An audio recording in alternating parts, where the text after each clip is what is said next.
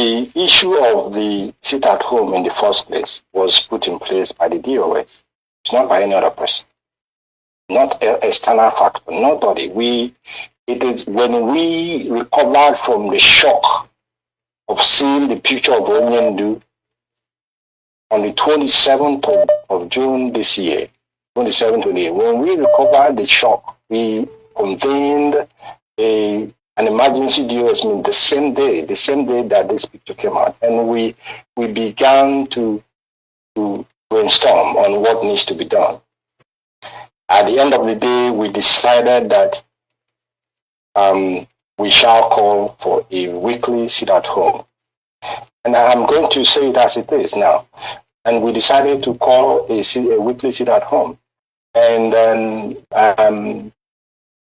we made that decision and we made it public. And then our brother, Oyendu's younger brother, Kanunta, requested for a meeting with some of us. At that meeting, he said that why are we trying to suffer our people by asking them to sit at home every Monday? Are we the ones who are going to feed them? That this will be an economic burden on them. Yes, he has a genuine concern. He is concerned about our people who are going to be denied once a day, for exercising or for showing us the brother of Kanunta who has been inhumanly kidnapped and then renditioned to the zoo. When he read this concern, we said, yeah, of course your concern is good, but we will go ahead with that decision we have made. And he suggested to us that we should make it once a month. And we said, no, we are not going to do it once a month. We will do it as we have suggested. And then suddenly, after our lawyers were able to secure contact, to see our leader, the instruction came from Oyendu. Instruction came from the lawyer that Oyendu said we should suspend the sit at home. That was before the night, the first day. We haven't done the first day. Oyendu said we should suspend the sit at home. And I asked our people, those that I had discussion. I said, but what is the reason? Did Oyendu give any reason why we should suspend it? And they said he didn't give a reason. And I asked them, but you tell me, what reason would I give Biafrans why I am suspending this sit at home when our demands has not been met? That was my question. I asked those both in DOS and those who were not in DOS that I had the opportunity to speak with. They were there the news. I asked them, what will be the reason I have to give? And I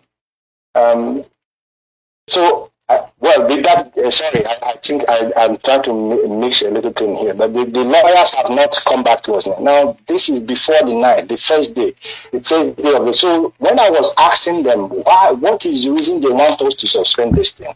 And they told me that we should use NECO as an excuse. We should use NECO because of the exam that the people are trying to hold. And I said, but NECO doesn't really, it's not a strong excuse to give Biafrans why we should stop the sit at home.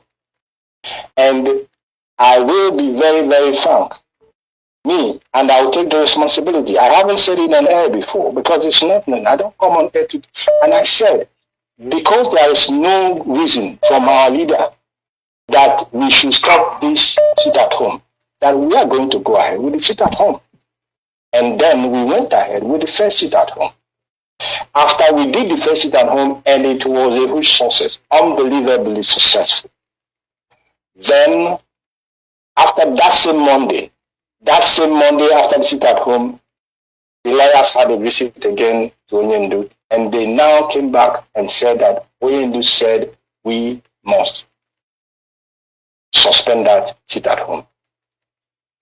So that message came now the second time, and I said, okay, if Oyendu insists, after the evidence we have provided that this thing was successful and that our people were willing to do it, if he insists, I will suspend it. And I suspended it. That instruction came from Oyendu. And anybody who tells you otherwise is lying. And that's how I'll answer that question for you. All right. Now, Sorry, sir. I just have to come in quickly. I'm so sorry about it. But okay, addressing the issue of Simon Ekpa, how do you tell we Biafrans why is the reason why Simon Ekpa has not been allowed to broadcast on our platform? Well, now I will answer that question, because if I don't, it will be as if there is anything I'm hiding. Now listen.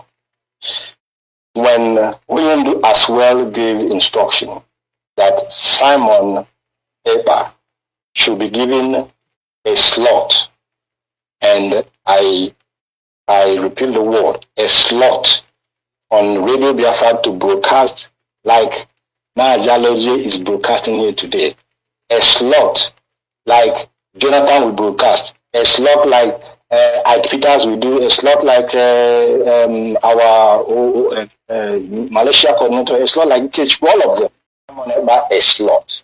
And then we said, first of all, that instruction came from Oyendu to Barrister Ejiofor. Barrister Ejiofor delivered that message properly, in the sense that he delivered to the leadership. But then he went ahead and also passed that message to Master Simon Ekpa himself. Now, we have a head of department of media, like we have departments under the EOS, and they all have heads that are heading them.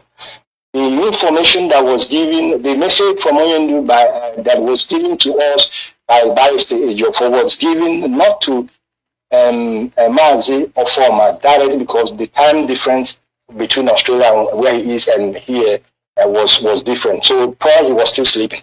But that message was given to one of us in the DOS, and we were waiting for Mazi Nnamdi, who received that message from Mazi, from Barrister, to wait for Barrister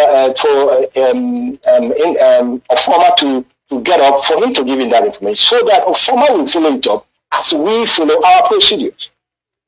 But before we know it, that information was already in the public through our brother Mazi Simon, who announced it already, and the confusion began. First of all, that was contrary to our procedures, but that was not the issue. We overlooked it. And then a meeting was called. A meeting was called where the head of media was there, and some other two people were there, or three. And myself, as head of directorate, I came to witness how the discussion would go.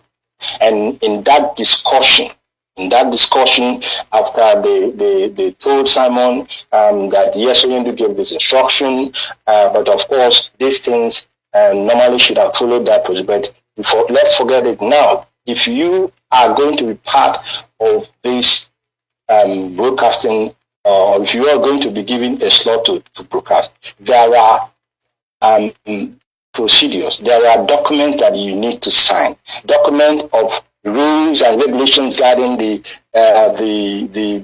media department. The undertaking that every principal officer signs, both those in the media, and of course our code of conduct, that these documents will remain available to him, and for him to look to it and sign.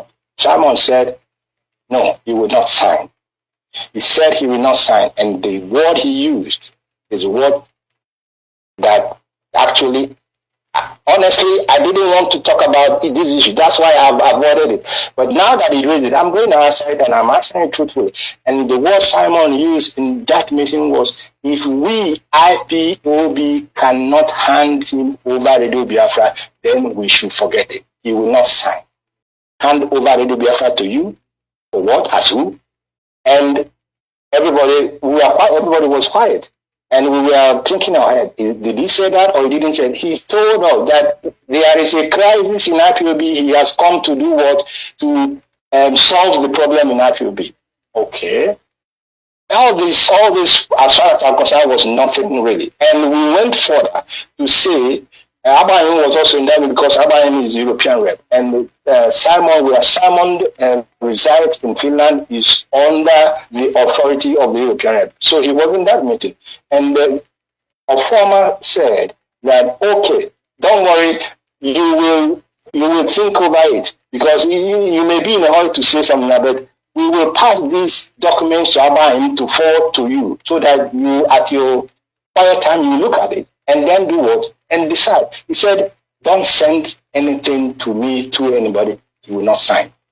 And then we said, okay, that's your decision. We will pass the message back to Onyendu. We passed the message back to Onyendu, and Onyendu didn't give us any counter instruction that we must overrule our principles. We must overrule our rules to accommodate that situation. So, and we know that is fine with our leader. And up till now, that has not changed. And that is going to be my answer to that question. And I hope that answered your question very well. Very well.